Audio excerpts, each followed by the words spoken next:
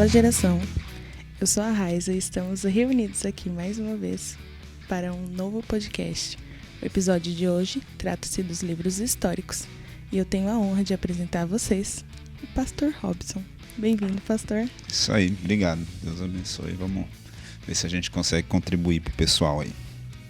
Amém. Pega seu fone, se achega, fique bem confortável e vamos viajar por mais um grupo de livros da Bíblia, crescendo sempre. Pastor, para introduzir o assunto, nós queríamos saber quais são os livros históricos, para quem está perdido aí.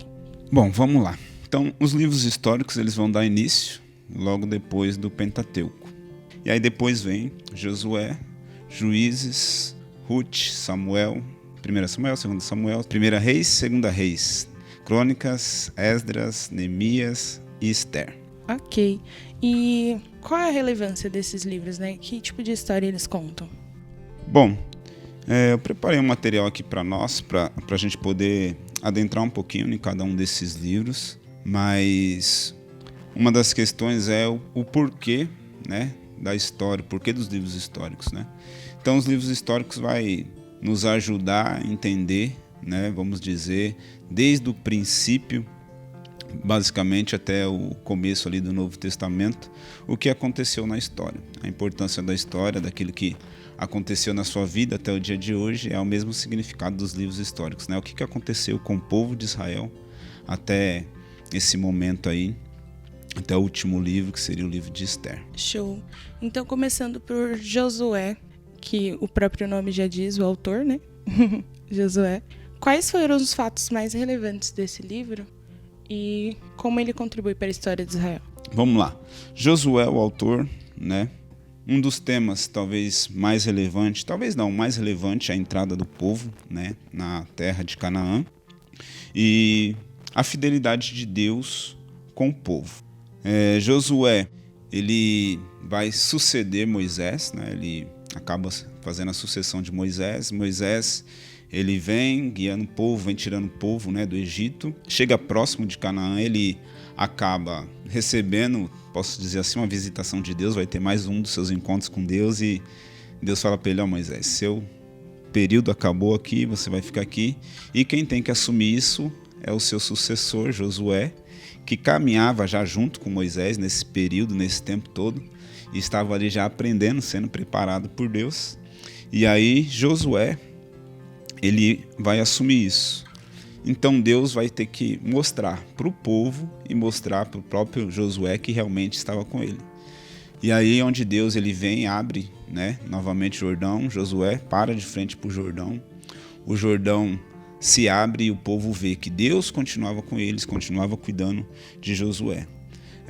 Um outro fato que eu coloco como relevante é a conquista de Jericó, né? E Deus mais uma vez mostrando para o povo que Deus, né, estava com eles, que Deus estava direcionando eles, porque eles não fazem esforço nenhum para conquistar Jericó. Isso é muito louco, né? Porque Deus fala para eles: vai dando umas voltas aí, eles vão dando umas voltas. E depois, na sétima volta, lá depois do sétimo dia, eles tocam as trombetas e as muralhas meio que implodem, caem, né? Então eles conseguem conquistar e adentrar. E dali depois surge também a divisão das tribos, né? Cada tribo começa a se aldear, se multiplicar. E acho que é algo interessante também os levitas, né? Cada tribo leva os levitas, né? Os levitas não foram separados por tribo, mas cada um foi, porque onde cada tribo tá, tinha que ter, vamos dizer assim, um adorador, né? Alguém que fosse buscar a Deus.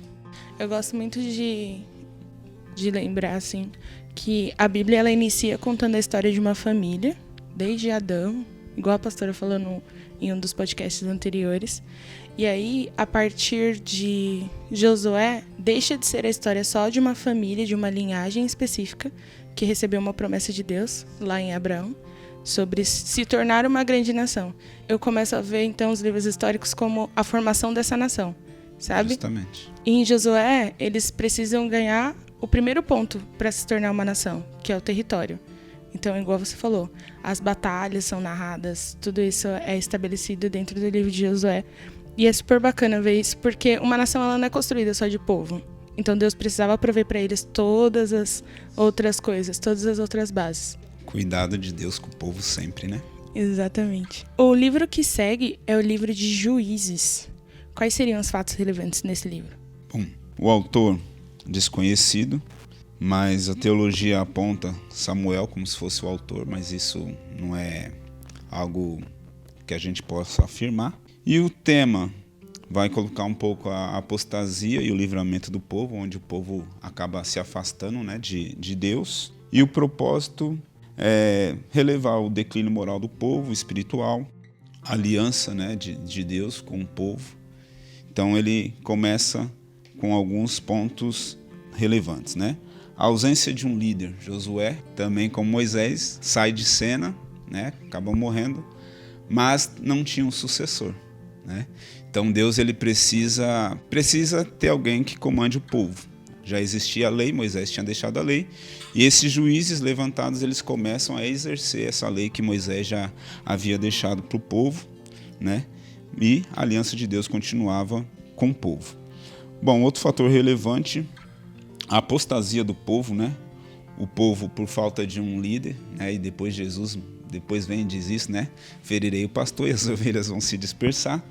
Josué saiu de cena e o povo começa, né, a se afastar, né? Dando início a um novo ciclo. O povo lá atrás, no começo, quando Moisés sobe, né, ao monte, eles começam a adorar um bezerro de ouro. Então essa apostasia começa novamente, eles a adorar outros deuses, e isso começa a entrar no meio do povo. Depois Deus, ele mostra que ele queria exercer um governo teocrático, se assim eu posso dizer, sobre o povo, ele cuidar, governar o povo, mas o povo rejeitando essa liderança de Deus, deixando Deus praticamente fora dessa história, querendo novamente, né, seguir sozinho. E um fato muito relevante do livro de Juízes, que eu acho fantástico essa história, é de Sansão, né? Que ele é levantado como juiz por Deus, né? Vem toda aquela questão, vem um anjo do céu, avisa para a mãe dele, para o pai, Manoá e tudo. E Sansão também, que era a esperança do povo, acaba, né, saindo fora do seu propósito e vamos lá. Como sempre, né? Todas as vezes que as pessoas depositam as suas expectativas em outras pessoas, elas acabam frustradas. Sim. E Deus sempre tentando lembrar esse povo de que coloquem as suas expectativas em mim, porque assim vocês vão prosperar, assim vai dar certo. E a galera sempre perdida. E vale a pena lembrar e ressaltar esse período de Sansão, né? O texto começa dizendo, se não me falha a memória, Juízes capítulo 13, que o povo, né, tinha ficado preso por 40 anos, já estava preso por 40 anos. E aí Deus falou, olha, eu vou livrar o povo, né? E por que eles estavam presos? Porque eles tinham feito coisas que eram má aos olhos de Deus. Ou seja, vem, né, uma sucessão de erros, e aí o cara que era para ser o cara, que é Sansão, escolhido por Deus, né, também pisa na bola. E aí o que complementa isso todas as vezes que o povo acabava, né, se virando contra Deus, Deus dava aquela apertadinha, né? É aquela velha frase, né? Quem não vem pelo amor, vem pela dor, né? Aí o povo vinha, se humilhava a Deus, e Deus, como um pai zeloso, como um Deus de amor, né, perdoava o povo, né? Característica do nosso Deus, né? O próximo livro, ele vai falar sobre a história de Ruth.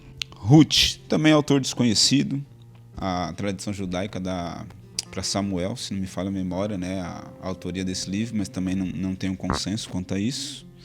A história de Ruth, para mim, é uma história muito louca também, uma história de redenção, né? Uma mulher que teve o seu nome num livro, né, na Bíblia, uma das, né, nós vamos ver também sobre Esther, também foi uma mulher fantástica, tem uma Estherzinha em casa.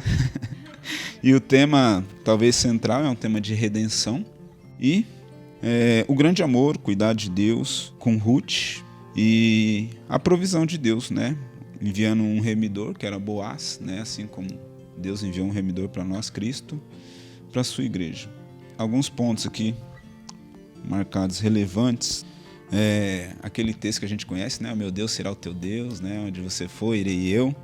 E muita gente acaba talvez pregando essa passagem de casamento, essas questões todas, né? Mas aqui é uma nora fazendo uma declaração para a sogra, né? Uau! Coisa rara de se ver, Raríssimo. né? Que Deus possa nos ajudar a chegar nesse nível aqui. Ruth estava com a sua sogra Naomi, que havia perdido seu esposo, seus filhos, tinha saído da sua terra e agora ela não tem mais nada para oferecer e fala para Ruth, vai embora, né? Ruth, não, aonde você for, eu também vou e o seu Deus será o meu Deus.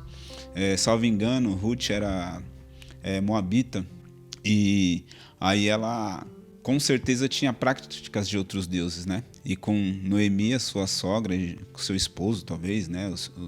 Aprendeu, né? Quem realmente era Deus. E quando se conhece quem é Deus, né? Meio que impossível deixar, né? Eu vou atrás de você, Naomi, porque você tem algo a me oferecer. Não tem mais filho, não tem dinheiro, mas tem um Deus que, né? Então eu acho fantástico por isso. Um fator muito relevante, eu acho, é o aspecto da lealdade também de Ruth com a sua sogra, porque ali ela está indo para tudo ou nada, realmente, só acreditando na fé e naquilo que ela estava ouvindo, né, Noemi pregar ou viver com exemplo de vida, e agora ela vai viver isso também na prática, e eles acabam voltando para a cidade de Noemi, né, e aí Ruth precisa trabalhar. Ela vai para o campo, né, colher lá as espigas e tal, e para poder se sustentar com a sua sogra. E isso chama a atenção de Boaz, né? Tudo um plano de Deus já. Boaz olha, quem é aquela garota, né? Chama os caras lá que estavam colhendo as espigas e fala, derruba aí umas espigas para que ela pegue. E ali começa já, acredito, uma história de amor. Fazendo tudo isso, pergunta quem ela é, ele conhece a história, fala, uma mulher leal, uma mulher trabalhadora, ou seja, a mulher que todo homem quer ter. E aí Boaz acaba tomando ela para si, né, como esposa, cuidando da sua sogra, enfim. Acho que acredito também, um ponto bem relevante, é Deus no controle, né? Quando tudo parecia perdido, quando tudo parecia dizer que não, Deus ele vem mais uma vez com a sua história maravilhosa e manda aí o Boaz que o remidor e cuida dessas mulheres aí com maestria. Eu gosto de Ruth porque ele abrange tudo, né? Ele pega a salvação, a redenção, como você mencionou. Ele é romântico também, porque ele tem uma história de amor. Ele fala sobre lealdade e amizade. Ele é um livro completo. Eu gosto de pensar também em Ruth como uma pequena revelação lá no Velho Testamento sobre os gentios. Pessoas que não faziam parte daquele povo, mas que ainda assim alcançariam salvação. Sim. Né? Porque a Ruth, teoricamente, ela não tinha como ter parte em nada daquilo. Mas, através desse casamento, ela foi enxertada dentro da vida. Assim como nós, né? Pela assim graça. Assim como nós, exatamente. Ai, muito bom. Ai, gente, a palavra é... Não posso dizer que cada um de nós tem um pouquinho de Ruth, né? Aí, isso mesmo. Ruth tem meu coração todinho. E o nosso próximo livro é Samuel, né? 1ª e 2ª Samuel. Bom, isso aí, vamos lá. Samuel também, desconhecido, né? Embora alguns também dê o livro para Samuel, mas também não tem um consenso sobre isso. Bom, tema central, o reino teocrático e a aliança davídica, né? Com o povo. O propósito de revelar a história ao povo de Israel, a passagem dos juízes já entrando basicamente já para o livro de Reis e o governo teocrático de Deus. Samuel também, coloquei aqui alguns fatores relevantes, né, dessa época, desse período que vamos entrando aí no livro de Samuel. E o primeiro, mais fantástico, acho que quase todo mundo, bom cristão pelo menos, conhece, é o nascimento, né, de Samuel. A gente vê que Ana era uma mulher estéril, sofria bastante, né, por não poder dar filho a Eucana, seu esposo. Né? Eucana já tinha filhos de Penina, mas Ana não conseguia dar filho para ele, ser estéril. E ela vai para o templo e começa a pedir um filho para Deus, a ponto do sacerdote achar que ela está embriagada. Né?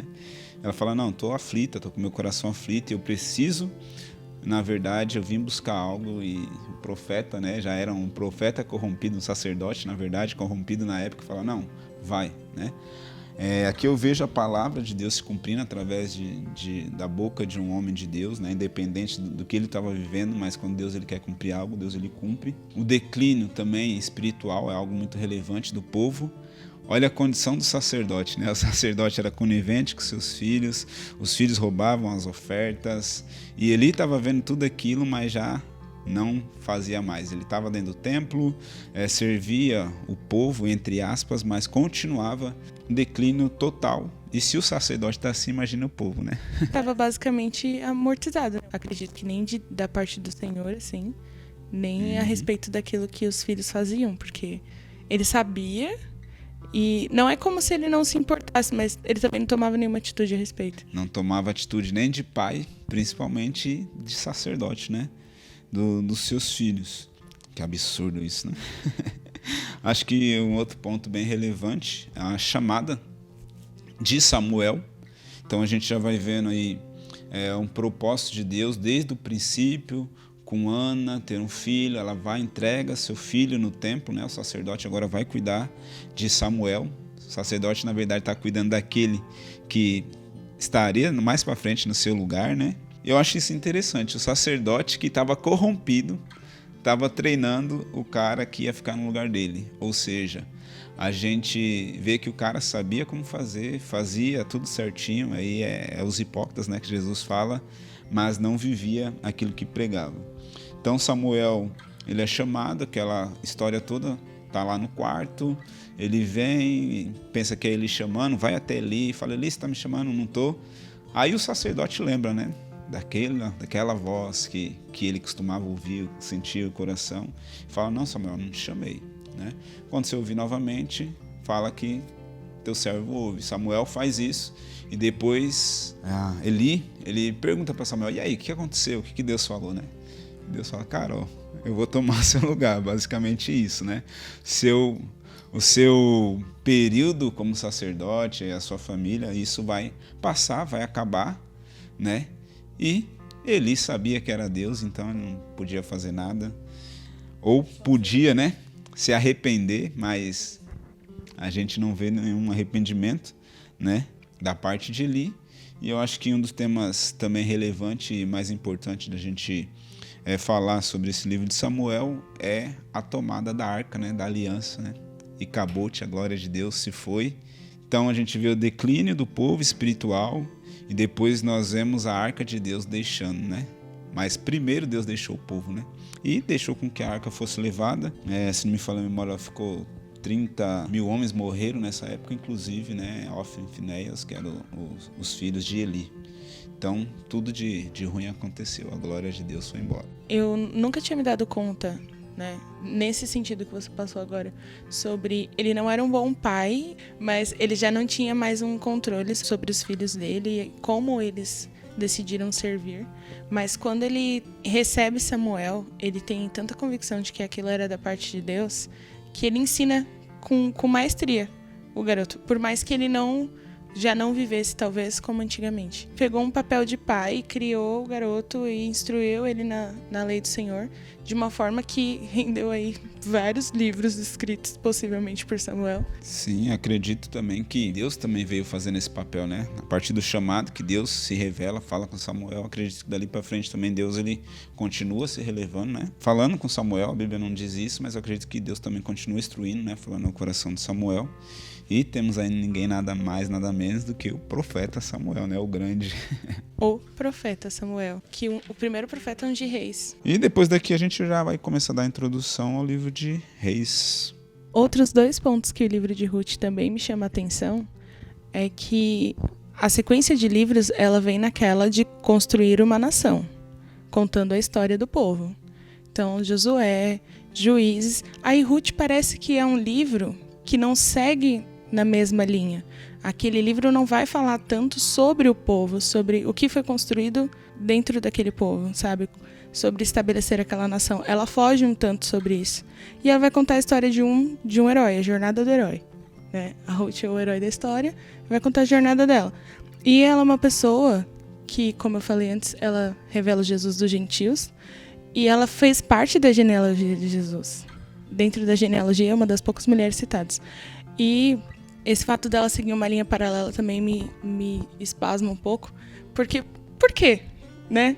Dentro da história do povo, qual seria a relevância de citar uma pessoa que, teoricamente, não faz parte desse povo? Aí você mexeu um pouco comigo também, né? Aí eu trago a memória também, se falando de Ruth, você tá um pouco fora do contexto da história, né, dos outros livros anteriores, mas a gente vê já um plano de Deus, né? Ruth não tinha nada a ver com a história, nós já passamos, era de um outro povo, era de um outro lugar. E aí ela vem e tem um filho com Boaz, se não me falha a memória, Obed. E Obed, ele vai ser o pai de Jessé, que era pai de Davi, que se torna rei. Ou seja, da linhagem de Ruth, né, saiu o rei Davi, o grande rei Davi, né, o rei de Israel. E eu sei que o papo tá bom, mas como os livros históricos são muitos, nós decidimos dividir esse episódio em parte 1, que vocês ouviram agora, e a parte 2, que vocês ouvirão em breve. Queria agradecer a presença do pastor Robson aqui com a gente. Bom, para mim é um prazer de alguma forma poder contribuir, né? Tamo junto sempre. E é isso, pessoal. Nós encerramos por aqui. Tenham todos um ótimo dia.